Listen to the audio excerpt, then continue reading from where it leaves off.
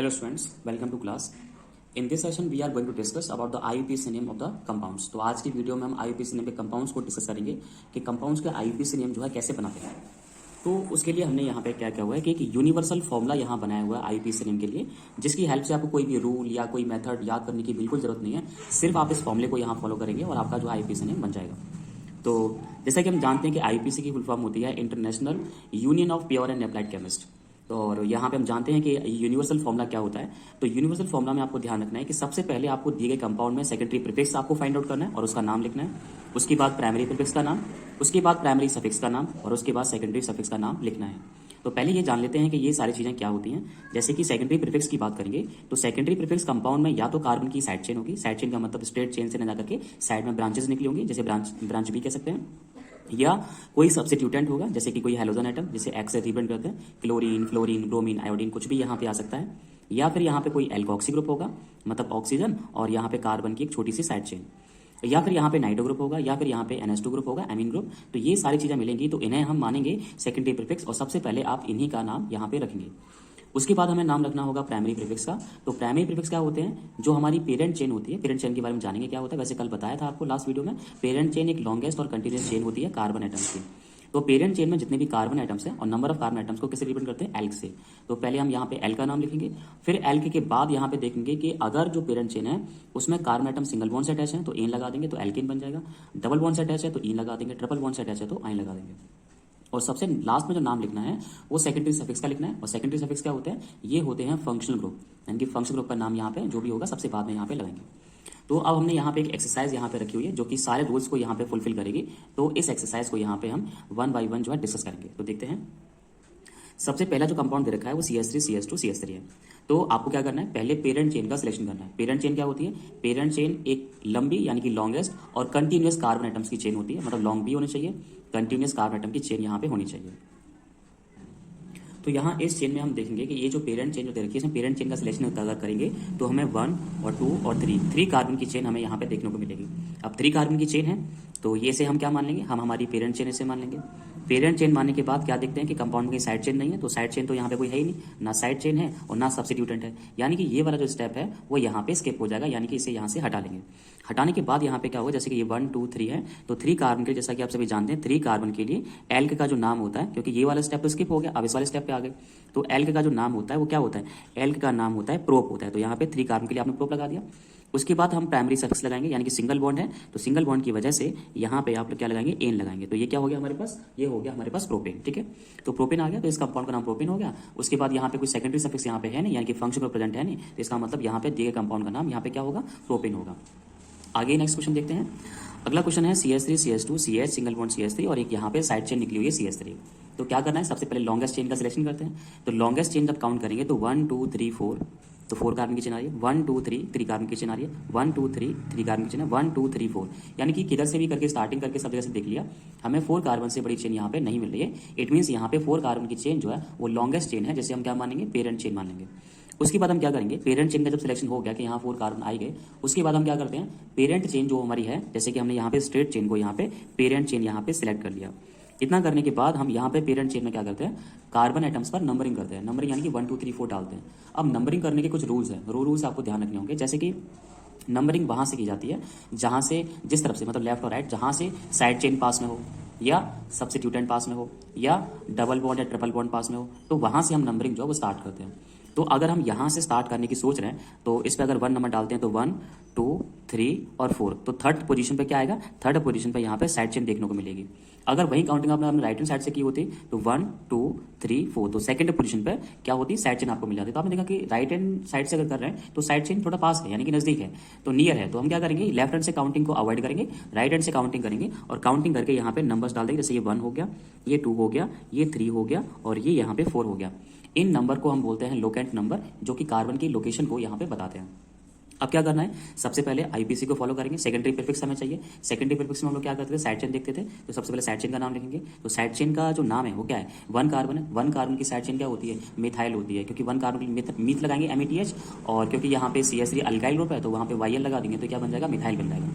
अब यहाँ पे हमें मिथाइल तो लिखना है, लेकिन मिथाइल लिखने से पहले उसका लोकेंट नंबर लिखना होगा, विच मीन्स ये साइड चेन जो है वो किस कार्बन के साथ यहाँ पे अटैच्ड है। तो हमारी साइड चेन है वो सेकंड कार्बन के साथ यहाँ पे अटैच्ड है। तो यहाँ पे सब्स्टिट्यूटेंट लिखने से पहले लोकेंट नंबर लिखा, यहाँ 2 लिखा और उसके बाद यहाँ पे आपने साइड चेन यहाँ पे लिख दी। साइड चेन क्या है यहाँ पे मिथाइल, तो 2 मिथाइल हो गया। ये स्टेप पूरा हुआ। अब सेकंड स्टेप क्या करेंगे, प्राइमरी प्रीफिक्स यानी कि एल्क। तो एल्क यहाँ पे कार्बन काउंट करेंगे तो पेरेंट चेन में कितने कार्बन है, 4 कार्बन है। तो 4 कार्बन के लिए सभी को पता है यहाँ पे क्या लगाते हैं, ब्यूट लगाते हैं। तो ब्यूट लगा लिया।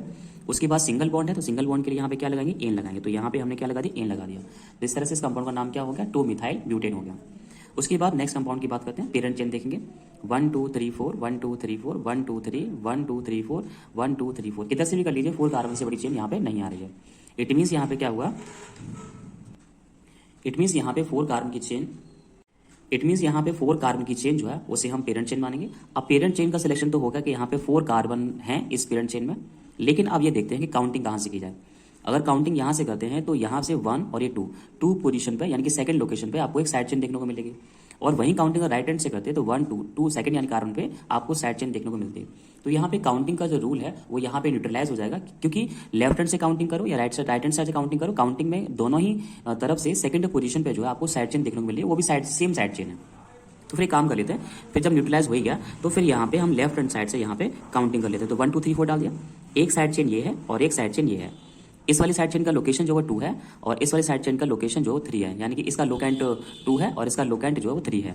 तो अब हम क्या करेंगे, दोनों के यहाँ पे लिखेंगे। अब इसका नाम भी मिथाइल है और इसका भी नाम मिथाइल है। तो जब 2 बार मिथाइल आ गया तो यहाँ पे मिथाइल से पहले क्या लगाएंगे, डाई लगा देंगे, क्योंकि वो 2 बार आ रहा है। 3 बार आएगा तो ट्राई लगाएंगे और 4 टाइम आएगा तो हम टेट्रा लगा देंगे।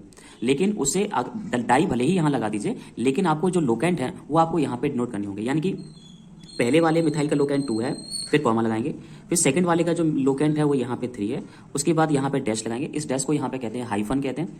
उसके बाद ये भी मिथाइल, तो आपने क्या करना है, यहाँ लिखा डाई और यहाँ पे लिखा मिथाइल। तो यहाँ पे ये हो गया 2,3 डाई मिथाइल।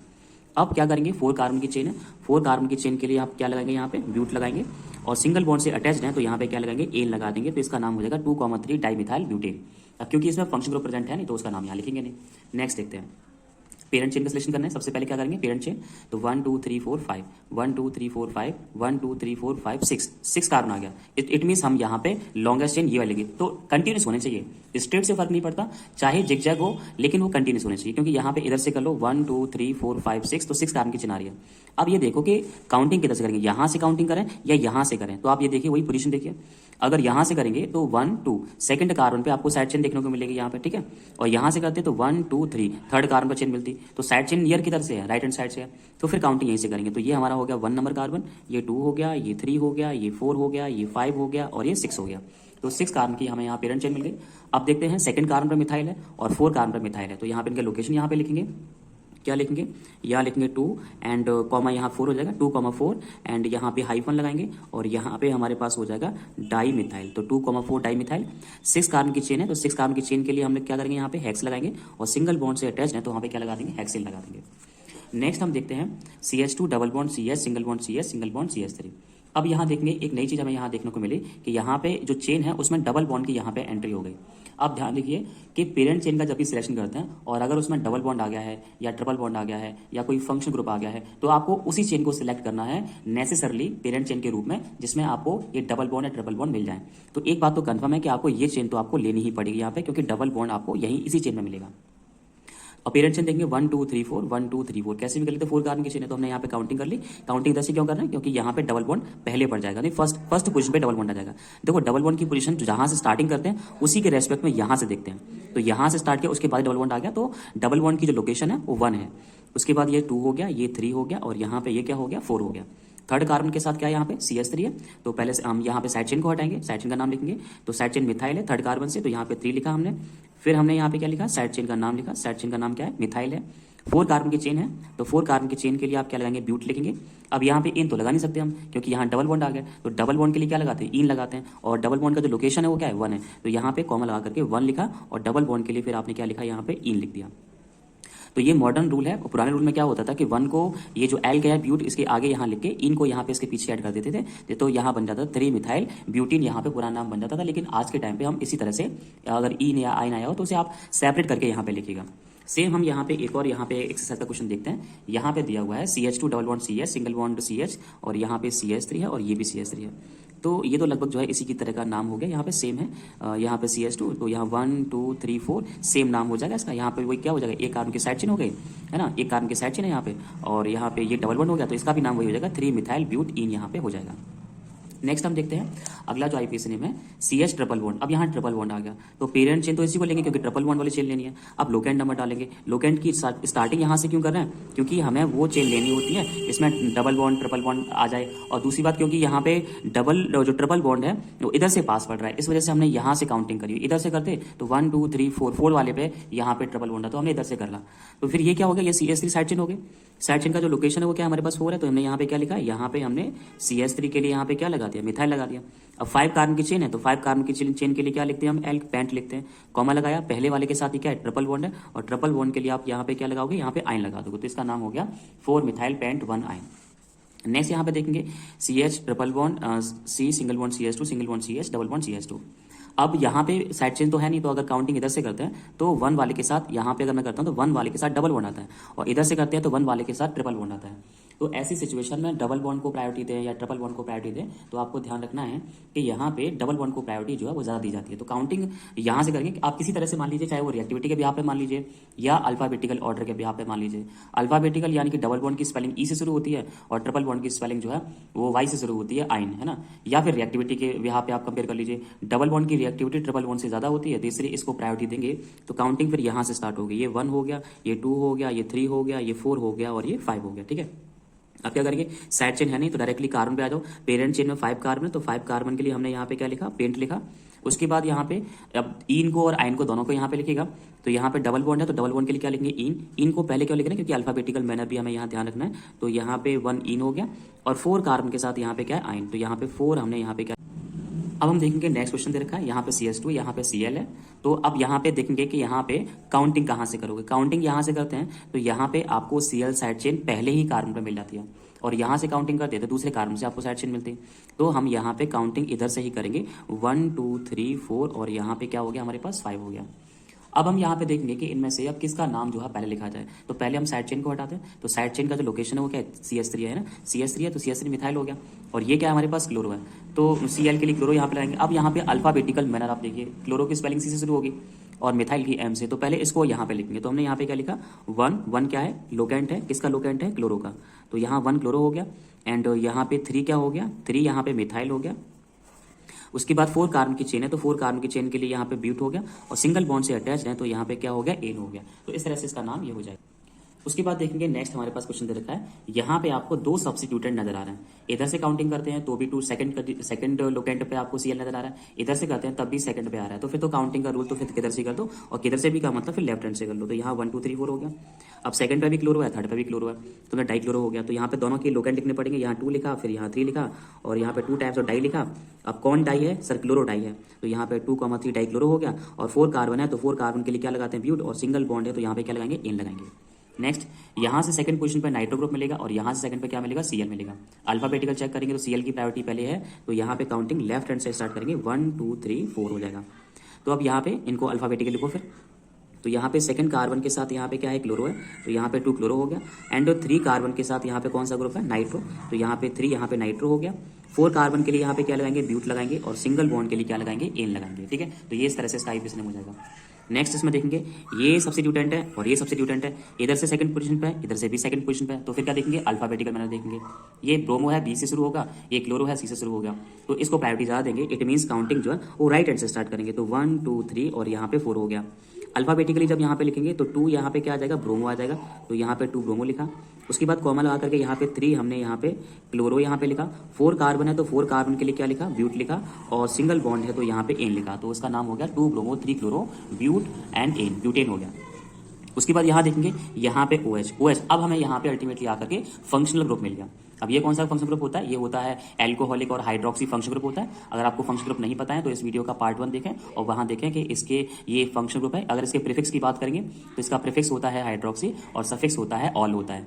तो आप प्रीफिक्स कब लगाते हैं और सफिक्स कब लगाते हैं, अगर मान लो कि इस फंक्शनल ग्रुप से भी ज्यादा हायर प्रायोरिटी का कोई फंक्शनल ग्रुप प्रेजेंट है तो फिर हम इसका प्रीफिक्स लगाएंगे, अदरवाइज हम इसका सफिक्स लगाएंगे। तो अब यहाँ पे इसके अलावा तो मुझे उसमें कुछ दिख नहीं रहा, इसका मतलब इस कंपाउंड का नो डाउट सफिक्स लगने वाला है। तो कैसे लगाएंगे, काउंटिंग तो यहीं से स्टार्ट होगी, तो यहाँ पे ये 1 हो गया, ये 2 हो गया और ये 3 हो गया। साइड चेन इसमें है नहीं है, तो डायरेक्टली यहाँ पे 3 कार्बन के लिए आप क्या लगाओगे, यहाँ पे प्रोप लगाओगे, ठीक है।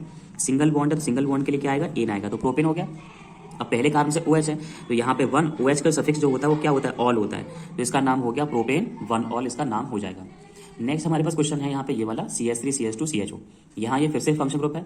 अब इस वाले फंक्शन ग्रुप में और इस वाले फंक्शन ग्रुप में क्या डिफरेंस है, ये वाला जो फंक्शन ग्रुप है इसे बोलते हैं टर्मिनेट, टर्मिनेट फंक्शन ग्रुप कहते हैं। क्योंकि टर्मिनेट क्यों है, क्योंकि यहाँ पे ये फंक्शन ग्रुप जो है वो कार्बन कंटेन्स करता है और इस वाले फंक्शन ग्रुप में कार्बन एटम नहीं है। So this is the big difference. इसमें क्योंकि कार्बन एटम नहीं था तो ये पेरेंट चेन में अपनी काउंटिंग नहीं करा सकता था, लेकिन इसमें क्योंकि कार्बन एटम है तो ये पेरेंट चेन में अपनी काउंटिंग करा सकता है और अपना सफिक्स भी लगवाएगा। तो फिर हम काउंटिंग कहाँ से करेंगे, जहां से फंक्शन ग्रुप होगा वहीं से स्टार्टिंग करेंगे। तो ये 1 हो गया, ये 2 हो गया और ये 3 हो गया। अब वही साइड चेन यहाँ पे है नहीं, तो पेरेंट चेन में 3 कार्बन है, तो 3 कार्बन के लिए हम क्या लगाएंगे, प्रोप लगाएंगे। सिंगल बॉन्ड है तो उसके लिए क्या लगाएंगे, एन लगाएंगे। और उसके बाद पहले ही कार्बन पर CH है, इसका जो सफिक्स होता है वो अल होता है, यानी AL, तो इसका नाम हो गया प्रोपेन 1 अल। चाहो तो आप इसमें ऐड कर सकते हो, तो प्रोपेन अल भी इसे कह सकते हो, लेकिन ऐड करते समय ध्यान रखना होगा कि जो एल्केन या एल्कीन या एल्काइन जो होता है उसके बाद का जो ई होता है वो वहां से हमें हटाना होता है। उसके बाद यहाँ देखेंगे, यहाँ पे दो फंक्शन ग्रुप है, एक ये वाला है और एक ये वाला है। अब 2 फंक्शन ग्रुप जब होते हैं तो दोनों का यहाँ पे सफिक्स नहीं लग सकता, उसमें से एक का लगता है सफिक्स और एक का लगता है प्रीफिक्स। जिसकी प्रायोरिटी ज्यादा है उसका लगेगा सफिक्स, जिसकी प्रायोरिटी कम है उसका लगेगा प्रीफिक्स। अब अगर आप फंक्शन ग्रुप टेबल देखोगे तो इसकी जो पोजीशन है फंक्शन ग्रुप टेबल में ऊपर है और इसके नीचे है, यानी कि इसकी प्रायोरिटी ज्यादा है और इसकी प्रायोरिटी कम है। अब क्योंकि ये टर्मिनेट भी है, क्योंकि इसके पास कार्बन है, तो यहाँ पे क्या करेगा, काउंटिंग करवा लेगा। तो ये 1 हो गया, ये 2 हो गया और ये हो गया 3। अब क्योंकि एक बात कंफर्म है कि इसकी प्रायोरिटी ज्यादा है तो इसका सफिक्स लगेगा और इस वाले का क्या लगेगा, प्रीफिक्स लगेगा। तो पहले हम प्रीफिक्स वाला पार्ट लिखेंगे। तो प्रीफिक्स वाला पार्ट क्या है, 2 है, तो यहाँ पे 2 लिखा हमने। अब OH का हमने यहाँ पे प्रीफिक्स लगाया, तो OH का जो प्रीफिक्स है वो क्या आएगा हमारे पास, हाइड्रोक्सी। हाइड्रोक्सी 3 कार्बन है, तो 3 कार्बन के लिए हम क्या लगाते हैं, प्रोप लगाते हैं, तो यहाँ प्रोप लगा दिया। सिंगल बॉन्ड से अटैच्ड है तो यहाँ पे एन लगा दिया। और फर्स्ट वाले कार्बन के साथ यहाँ पे COOH है, जिसका सफिक्स होता है ओइक, OIC, ओइक एसिड। तो यहाँ पे इसका नाम हो जाएगा 2 हाइड्रोक्सी प्रोपेन 1 ओइक एसिड, ठीक है।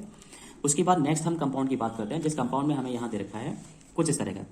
ये यहाँ पे थोड़ा सा डिफिकल्ट पार्ट पड़ जाता है, क्योंकि यहाँ पे बच्चे जो है इस वाले फंक्शन ग्रुप को समझ नहीं पाते हैं। तो यहाँ पे ये जो फंक्शन ग्रुप है वो एक्चुअली ईस्टर फंक्शन ग्रुप है, ईस्टर।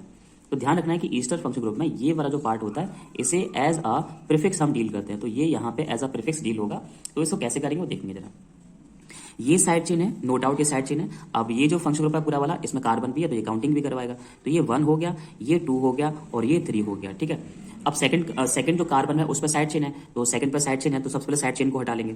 और यहाँ पे ये प्रीफिक्स भी है ये वाला, तो इसका भी नाम लिखना है। तो पहले प्रीफिक्स लिख लेते हैं, उसके बाद साइड चेन देख लेते हैं अल्फाबेटिकली क्या आएगा यहाँ पे। तो यहाँ पे R की जगह CH3 है, तो CH3 है तो इसका नाम क्या आएगा, मिथॉक्सी होगा। क्योंकि यहाँ पे जो OR वाला जो पार्ट होता है, OR वाले पार्ट को हम यहाँ पे कहते हैं एल्कोक्सी। एल का क्या होता है, कार्बन ये वाला, और ऑक्सीजन के लिए ऑक्सी, तो एल्कोक्सी बोलते हैं। ये मिथॉक्सी है और ये यहाँ पे मिथाइल है। तो पहले हम मिथाइल को लिख लेते हैं। तो यहाँ पे हमने लिखा यहाँ पे 2, यहाँ पे तो यहाँ पे 2 हमने यहाँ पे लिखा मिथाइल, तो 2 मिथाइल हो गया।